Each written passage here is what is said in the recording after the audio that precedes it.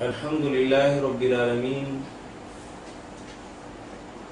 والصلاة والسلام علی سید الانبیاء والمرسلین وعلى آلہ واصحابہ ومن تبعہم بإحسان الی یوم الدین. اعوذ باللہ من الشیطان الرجیم. بسم اللہ الرحمن الرحیم. سورۃ البقرہ 3 پارہ اور آیت نمبر 270. وَمَا أَنفَقْتُم مِّن نَّفَقَةٍ أَوْ نَذَرْتُم مِّن نَّذْرٍ فَإِنَّ اللَّهَ يَعْلَمُهُ وَمَا لِلظَّالِمِينَ مِنْ أَنصَارٍ. إِن تُبْدُوا الصَّدَقَاتِ فَنِعِمَّا هِيَ وَإِن تُخْفُوهَا وَتُؤْتُوهَا الْفُقَرَاءَ فَهُوَ خَيْرٌ لَّكُمْ وَيُكَفِّرُ عَنكُم مِّن سَيِّئَاتِكُمْ وَاللَّهُ بِمَا تَعْمَلُونَ خَبِيرٌ. لَيْسَ عَلَيْكَ هُدَاهُمْ وَلَكِنَّ اللَّهَ يَهْدِي مَن يَشَاءُ وَمَا تُنفِقُوا مِن خَيْرٍ فَلِأَنفُسِكُمْ وَمَا تُنفِقُونَ إِلَّا ابْتِغَاءَ وَجْهِ اللَّهِ وَمَا تُنفِقُوا مِن خَيْرٍ يُوَفَّ إِلَيْكُمْ وَأَنتُمْ لَا تُظْلَمُونَ. للفقراء الذين أحصروا في سبيل الله لا يستطيعون ضربا في الأرض يحسبهم الجاهل أغنياء من التعفف تعرفهم بسيماهم لا يسألون الناس إلحافا وما تنفقوا من خير فإن الله به عليم. معزز خواتین و حضرات، پچھلی بات ہی کا تسلسل کہ جس کے اندر اللہ وحدہ لا شریک مال خرچ کرنے کے متعلق اس کی فضیلت اور اس کے حوالے سے انسان کی نیت اور ارادہ کیا ہونا چاہیے، اور اس کے کچھ تھوڑے سے اصول اور قاعدے اللہ وحدہ لا شریک نے واضح فرمائے کہ اسلام اپنے ماننے والوں سے 2 طرح کی عبادات کا تقاضا کرتا ہے. ایک تو اللہ وحدہ لا شریک یہ چاہتے ہیں کہ انسان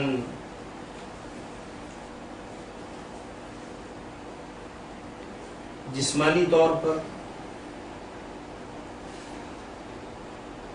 اور اپنے وقت میں سے کچھ حصہ اللہ کی خوشنودی کے لیے خرچ کرے، اور اس کی مثال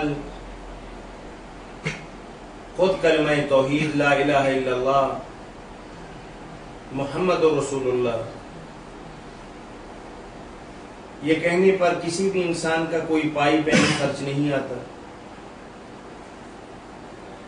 اور نہ ہی اس پر کسی انسان کا بہت زیادہ وقت بھی صرف نہیں ہوتا. اور اس کی دوسری مثال 5 وقت کی نماز، جسے اللہ وحدہ لا شریک نے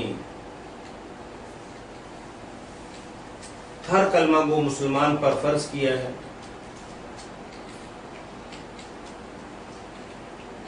اور ہر نماز اگر بہت ہی خشوع و خضوع اور محبت اور عقیدت کے ساتھ پڑھی جائے تو ساری نمازوں پر مجموعی طور پر 1 گھنٹے کے لگ بھگ وقت صرف ہو. لیکن اس حوالے سے بھی کسی انسان کا کوئی ایک پائی پینی خرچ نہیں ہو. اور پھر اس کے ساتھ دیکھ لیں اگلی عبادت روزہ ہے. بے شک اس کے لیے ایک لمبا وقت مجاہدے کا ضرور ہے، اور اس میں بھی کسی انسان کی کوئی مالی خرچ کی کوئی سبیل نہیں. یعنی ہم نے 3 ارکان ایسے بتا دیے کہ جس میں انسان کی ذات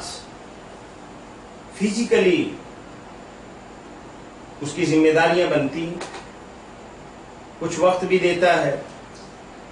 لیکن مال کے حوالے سے ایک روپیہ بھی وہ خرچ نہیں کرتا. جبکہ ایک عبادت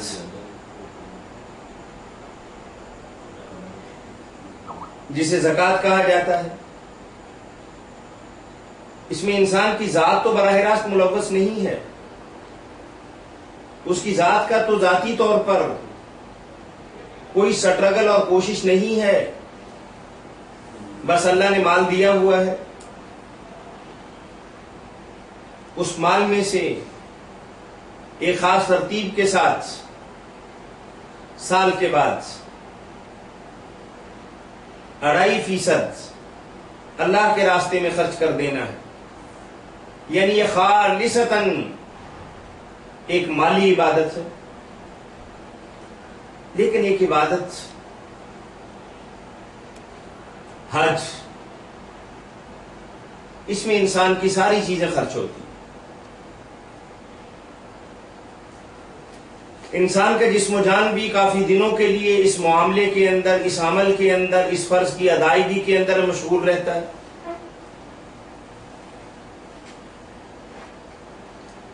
کبھی بیت اللہ کا طواف کیا جا رہا ہے، صفا مروہ کی سعی کی جا رہی ہے، اور کبھی مینا کی طرف سفر کیا جا رہا ہے، اور کبھی میدان عرفات کے اندر آدمی قیام کرتا ہے، اور پھر غروب آفتاب کے بعد مزدلفہ کی طرف لوٹ پڑتا ہے. بے سر و سامانی کا عالم، مہنگی سستی ہر طرح کی سواری بھی اویل کرنی پڑتی، بہت سا روپیہ، بہت سا وقت اور بہت سی جسمانی مشقت اور محنت کرنی پڑتی، اور پھر یہ فریضہ پایا تکمیل تک پہنچتا ہے. یہ میں نے اسلام کے 5 ارکان کی ایک خاص ترتیب جو دین اسلام کی روشنی کے اندر میری سمجھ کے اندر تھی، میں نے آپ کے سامنے واضح کر دی. یہ تو کچھ عبادتیں ایسی تھیں کہ جس میں کسی میں انسان کے جسم اور جان، کسی میں وقت اور کسی میں مال خرچ ہوتا ہے، لیکن کچھ عبادتیں ایسی ہیں کہ اللہ وحدہ لا شریک یہ چاہتے ہیں کہ تمہارا وقت نہیں چاہیے، تمہارا جسم نہیں چاہیے، بس تمہاری جیب کے اندر جو 4 پیسے ہم نے ڈال دیے ہیں، اس میں سے ہمارے غریب بندوں کا، اپنے عزیز و اقارب کا، اہل محلہ کا، اپنے ہمسایوں کا، اور اپنے ہی جیسے عام انسانوں کا کچھ خیال کرو. اب اس خیال کرنے کے اندر اللہ وحدہ لا شریک، جیسا کہ عبادات کے اندر آپ نے دیکھا کہ اللہ کہتے ہیں کہ قبلے کی طرف جب تک رخ نہیں کرو گے، اللہ کیا قبلے کے اندر مقید ہے؟ کیا اللہ قبلے کے علاوہ کہیں نظر نہیں آتا؟ اگر میں اب بیٹھا ہوں، میں اس وقت قبلہ رو نہ بھی ہوں، تب بھی میرا یہ عمل میرے اپنے ایمان اور یقین کے اعتبار سے بہت بڑی عبادت ہے. کنتم خیر امت اخرجت للناس تامرون بالمعروف وتنہون عن المنکر، یہ معمولی بات نہیں. یہ اللہ کا بہت بڑا احسان ہے مجھ پر اور آپ پر کہ ہم ایک خاص مقصد کے لیے، ایک خاص کاز کے لیے اللہ کے راستے کے اندر اپنا وقت دے رہے ہیں اور اللہ کا دین سیکھنے کے لیے کوشش کر رہے ہیں. جہاں آپ لوگوں کو،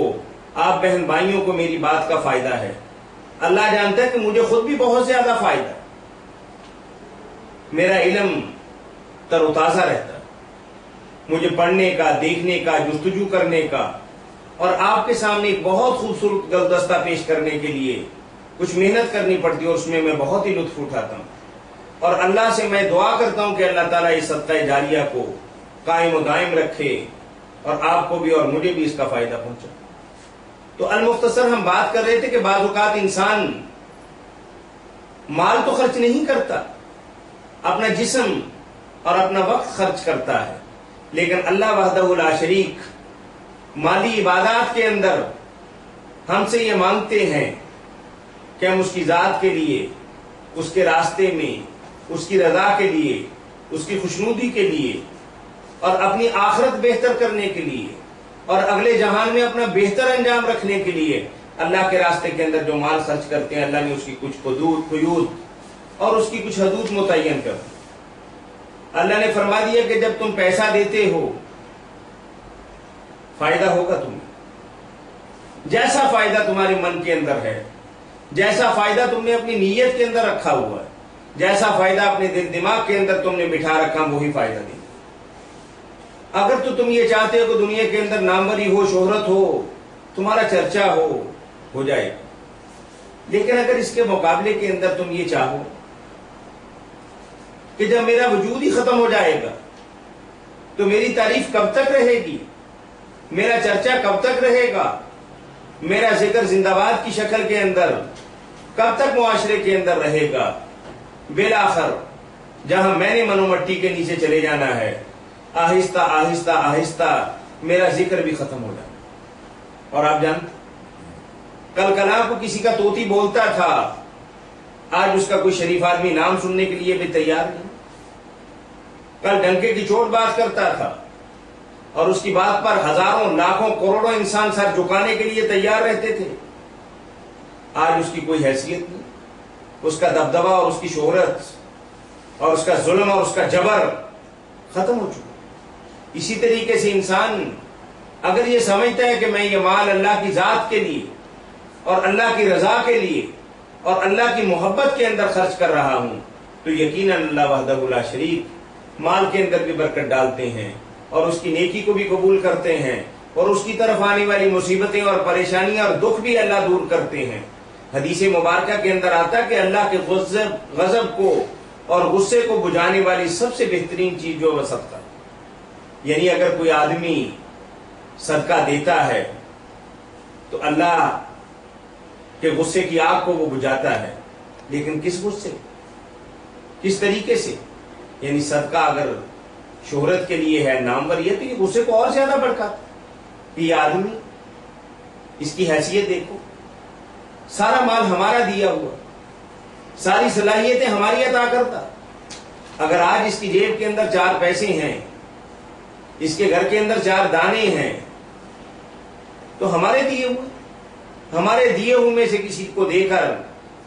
یہ توقع کرتا ہے کہ اس کی ناموری ہو، اس کا چرچا ہو، اس کی شہرت ہو، تو اسے اپنے دماغ کا علاج کروانا چاہیے۔ یہ میری ذات کے لیے خرچ نہیں کر رہا، میری ذات کے لیے جو خرچ کرتا ہے میں جانتا ہوں، میں تو تعریف کرنے والا ہوں، میں محبت کے ساتھ اسے لوٹانے والا ہوں۔ اور پھر اللہ نے بتا بھی دی کہ ایک دانہ کاشتکار بوتا ہے، 700 دانے تک تو وہ اٹھا کے لے جاتا ہے، اور یہ تو عام زمین ہے جو اللہ کی بنائی ہوئی اللہ کی مخلوق میں سے اتنا نکلتا ہے انسانوں کے لیے، تو کیا اللہ وحدہ لا شریک جب اللہ کی ذات کے لیے آدمی خرچ کرے گا، اس کی محبت کے اندر خرچ کرے گا اور اسے حاصل کرنے کے لیے یہ کام کرے گا، تو اللہ نے فرما دیا کہ میں اس کے اندر بڑھوتی دوں گا۔ اور پھر بڑھوتی بھی کیسے دوں گا؟ بچپن میں ایک واقعہ سنتے تھے کہ کسی کا بیٹا بیمار ہو گیا، تو کسی نے کہا کہ بھئی فلاں حکیم کے پاس چلے جاؤ، تو 2 تولے شہد لے کے آؤ اور اپنے بیٹے کو کھلاؤ، شفا یاب ہو جائے۔ اور آج کل کی طرح دکانداریاں نہیں تھی، دیسی زمانہ، دیسی طریقہ، مانگے تانگے سے کام چلتا تھا۔ گھروں کے اندر لوگ دیہات کے اندر ایسی چیزیں محفوظ رکھتے تھے۔ تو ضرورت مند اس صاحب کے پاس گیا کہ بھی مجھے پتا چلا ہے کہ آپ کے پاس شہد ہے اور میرا بھی بیٹا بیمار ہے، کسی سیانے نے یہ سجیسٹ کیا ہے کہ میں اس بچے کو 2 تولے شہد کھلاؤں تو انشاءاللہ وہ شفا یاب ہو جائے گی، تو آپ مہربانی کر کے مجھے 2 تولے شہد دے۔ وہ صاحب اندر گئے، بڑا ہوا مرتبان اٹھا کے لیا، کہتے لے جاؤ، بچے کو بھی پلاؤ، خود بھی پیو، موج کرو۔ وہ آدمی کہتا کہ میری ضرورت صرف 2 تولے۔ تو انسانوں میں سے ایک سخی آدمی جو مرتبان دینے والا تھا، وہ کیا کہتا ہے کہ تم نے اپنی ضرورت کے مطابق مانگا اور ہم اپنی حیثیت کے مطابق دے رہے ہیں۔